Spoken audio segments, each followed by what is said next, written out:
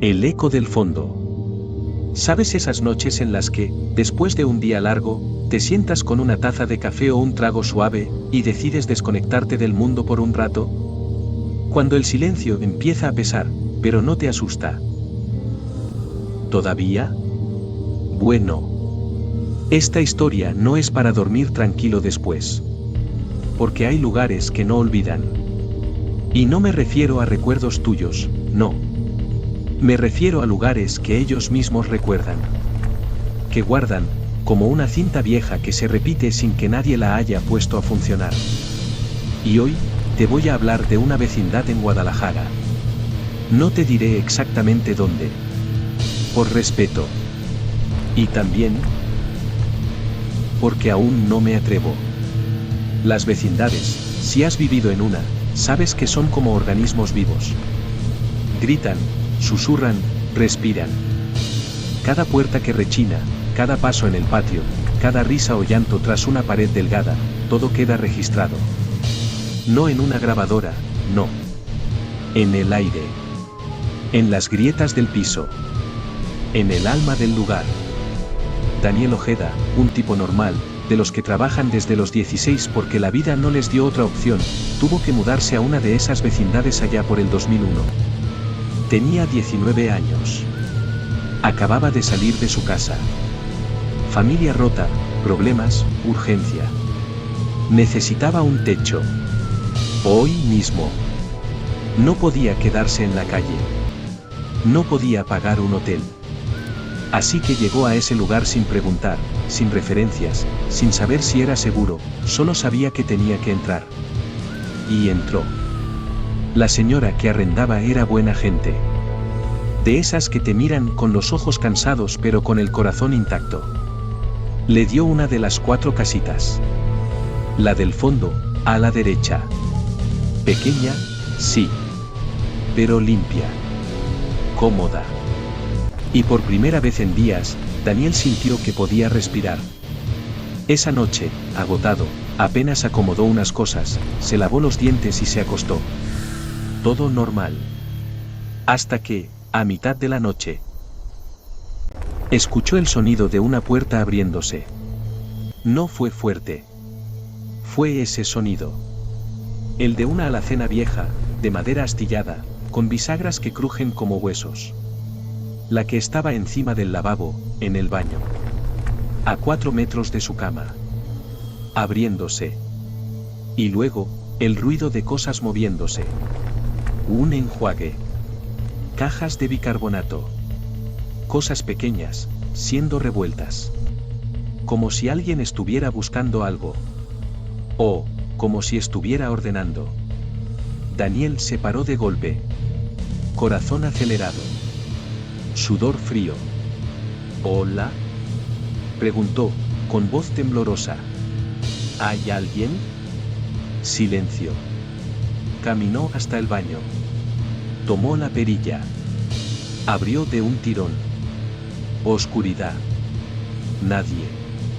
Encendió la luz. Revisó la alacena. Todo en su lugar. Exactamente como lo había dejado. Imaginación, se dijo. Estoy cansado. Fue el estrés. Y volvió a la cama. Pero al día siguiente, pasó otra vez. Mismo horario. Mismo sonido. Mismo ruido de objetos moviéndose. Mismo cierre lento de la alacena. Esta vez, Daniel no dudó. Se levantó, fue al baño, abrió la puerta, y otra vez, vacío. Todo en orden. ¿Un vecino? Quizás. Pero cuando salió a dar una vuelta por la vecindad, descubrió algo que le heló la sangre. Su baño daba al fondo de la propiedad. No había ventana que conectara con otra casa. Solo una pared. Y detrás de esa pared, un terreno baldío. Olvidado. Cubierto de maleza. Nadie podía haber entrado. Esa tarde, desde su trabajo, llamó a la señora que le rentaba. Con vergüenza, como si estuviera loco. Pero ella no se rió. No lo regañó. Solo bajó la voz, y dijo: Joven, me da mucha pena, pero, con usted es la tercera persona que me dice que le pasa algo extraño en esa casa. Daniel se quedó helado. Una vecina vivió allí 8 meses, y nunca me dijo nada. Pensé que ya se había calmado todo. Pero si quiere, pásese a la de enfrente. Está desocupada. No se apure. Daniel no dudó. Esa misma noche, se mudó. Y desde entonces, todo fue normal. Pero aquí viene lo que no te deja dormir. Meses después, cuando ya tenía otro departamento más cerca del trabajo, volvió a visitar a la señora. Solo para despedirse. Y le preguntó: ¿qué pasó con la casa del fondo? ¿Sabe por qué la gente escuchaba esos ruidos? La mujer lo miró. No con miedo. Con tristeza. Nadie sabe, dijo. Pero muchos han escuchado lo mismo. No solo en el baño. En la cocina. En la sala. Incluso en la casa de enfrente. Dicen que sienten que no están solos. Que hay alguien, acomodando cosas. ¿Y antes de que fuera vecindad? Preguntó Daniel. Ahí había una casa vieja. Derrumbada hace años. Pero antes, vivía una mujer. Vivía sola. Muy ordenada, decían. Siempre revisaba sus gabinetes. Siempre movía sus cosas. Y cuando murió, nadie supo cómo. La encontraron en su cama. Fría. Con las manos cruzadas. Y todo, perfectamente ordenado. Daniel no dijo nada. Hoy, la vecindad está remodelada. Bonita. Moderna. Nadie diría que guarda algo oscuro. Pero hay un detalle que no puedo dejar pasar. Porque este tipo de cosas no se van. Se repiten. Como un eco. Como una costumbre. Como una rutina que ni la muerte interrumpe. Y ahora te pregunto a ti. ¿Alguna vez has escuchado, en medio de la noche, el sonido de una puerta de la cena abriéndose, cuando sabes que todo está en su lugar? ¿Y si no fuera tu imaginación? ¿Y si alguien todavía estuviera acomodando? ¿Qué opinas? ¿Son recuerdos atrapados en el tiempo? ¿Almas que no descansan? ¿O simplemente lugares que, como las personas, aprenden a guardar secretos? Déjame tu comentario. Porque a veces, compartir lo que nos asusta es la única forma de no sentirnos solos en la oscuridad. Y si te gustó esta historia, espera a la próxima. Porque hay lugares peores que una vecindad. Y hay ecos que no vienen del pasado. Viene del futuro. Pero eso es otra historia. La viga de arriba. Hay ciertos lugares que, por más normales que parezcan, esconden un silencio raro. No es el silencio de la paz. Es el silencio de algo que ya pasó, y que no se fue. Esta historia ocurre en Vallecas, un barrio de Madrid que muchos conocen por su fuerza, su gente de calle, su autenticidad. Pero también, por sus rincones olvidados. Esos que, aunque los hayan pintado de nuevo, siguen respirando historias viejas. Ingrid Montoya vivió más de 3 años en una vecindad de Santa Marta Catitla, no, espera. Mejor digamos, en una corrala de Vallecas Viejo. Porque aunque el nombre cambie, el aire es el mismo. Patios comunes, paredes finas, puertas que crujen con el viento. 6 casitas en fila. A la izquierda, las viviendas. A la derecha, un patio donde los vecinos dejaban las bicicletas, colgaban la ropa, y a veces, se cruzaban con un buenos días, sin mirarse mucho a los ojos. La suya era la tercera, contando desde la entrada. Nada especial. Pequeña, sí, pero acogedora. Y durante años, todo fue normal. Trabajo, rutina, cansancio. Nada de sustos. Nada de ruidos extraños. Ni siquiera conocía bien a sus vecinos. Había un señor mayor, Pascual, que vivía junto a ella. Tranquilo. de esos que saludan con una sonrisa torcida y un cigarro en la mano. En la primera casa, una familia, madre, padre, un niño pequeño. En la segunda, un chico de su edad, callado, que entraba y salía sin hacer ruido. Y al fondo, las dos últimas casas. Las que nunca duraban ocupadas. Esas las cambian cada 6 meses, decía Pascual. La gente no aguanta. Pero Ingrid nunca le dio importancia. Hasta aquella noche. Estaba dormida. Eran cerca de las 2 de la madrugada. El silencio era total. Hasta que... un grito. Agudo. Desgarrado. De terror puro. Se sentó en la cama como si alguien la hubiera empujado. Corazón desbocado. No era un sueño. El grito venía del patio. Salió de la cama, se puso las zapatillas, encendió la luz. Y cuando abrió la puerta, vio la escena. Pascual, el vecino, estaba en medio del patio, con una joven agarrada del brazo. Ella temblaba. Tenía la cara roja, como si hubiera estado llorando sin parar. Los ojos, desenfocados.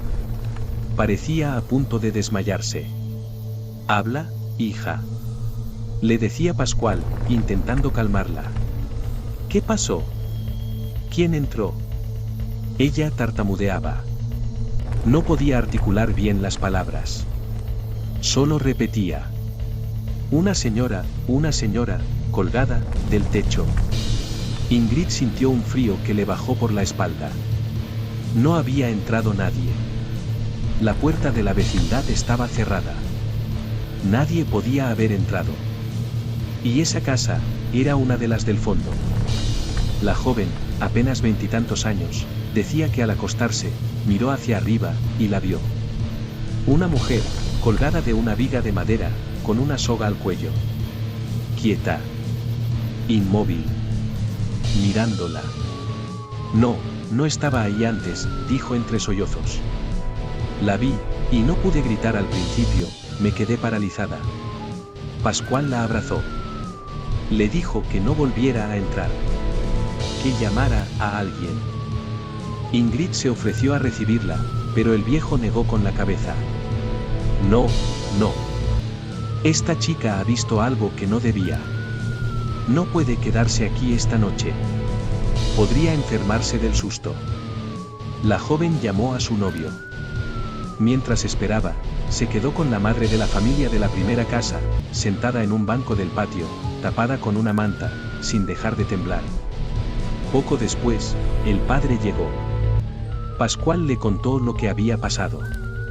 Y entonces, el viejo dijo algo que heló la sangre a todos. «Es esa viga. La maldita viga de madera que cruza el techo de esas dos casas del fondo». Les explicó que era un remanente de la construcción original, de cuando aquello no era una corrala moderna, sino una casa antigua, casi en ruinas. Una viga gruesa, oscura, llena de grietas. Y que el dueño se negaba a quitarla. «Dice que es respetar la historia», escupió Pascual. «Pero yo le he dicho 1000 veces, esa cosa no debería estar ahí. Porque hace 20 años, justo donde ahora está esa cama, una mujer se ahorcó de esa misma viga». Silencio. «Yo no la vi», siguió Pascual, «pero el dueño me lo contó. Dijo que fue un año antes de que él comprara el lugar. Nadie sabe por qué lo hizo. Sola. En silencio. Y desde entonces, la gente dice que la ve». «¿Y nadie hace nada?», preguntó el padre. «El dueño dice que son imaginaciones. Que la madera cruje, que el viento mueve las cosas, pero ¿por qué nadie dura en esas casas? ¿Por qué siempre hay alguien que se va a mitad de mes, sin avisar, sin recoger sus cosas?». Miró a la casa del fondo. A esa viga que, aunque no se veía desde fuera, todos sentían que estaba ahí. «Esa chica», dijo, «no va a aguantar». Ni siquiera la vio bien. Solo supo que estaba allí. Y ya fue suficiente. Ingrid no volvió a ver a la joven. Al día siguiente, vinieron a recoger sus cosas. La casa se quedó vacía. Y durante el tiempo que ella vivió allí, nunca más la alquilaron. Hoy, la corrala sigue en pie. La han arreglado. Pintada de colores vivos. Hasta tienen un pequeño jardín en el patio. Pero si pasas por allí, cerca de una esquina donde ahora hay una ermita con un altar a San Judas Tadeo, protegido por una vitrina, tal vez sientas un escalofrío. Porque hay lugares que no se limpian con pintura. Hay historias que no se borran. Y hay vigas viejas que, aunque no las veas, saben que estás mirando hacia arriba. ¿Tú qué habrías hecho? ¿Te habrías quedado? ¿O habrías salido corriendo sin mirar atrás? Porque el miedo no siempre viene de lo que ves. A veces, viene de lo que sientes que te está viendo. Y ahora te pregunto. ¿Alguna vez has sentido que, al acostarte, algo en el techo no estaba ahí cuando te dormiste? Déjame tu comentario. Cuéntame si has vivido algo así. Porque hay historias que, aunque no las creas, te creen a ti. Y si quieres más relatos como este, sígueme. Allí comparto historias reales, anécdotas de vecindades, y algunas que, mejor no contar en voz alta. Porque hay noches en las que, si escuchas bien, el crujido de una viga, suena como un suspiro. Y eso, no es el viento.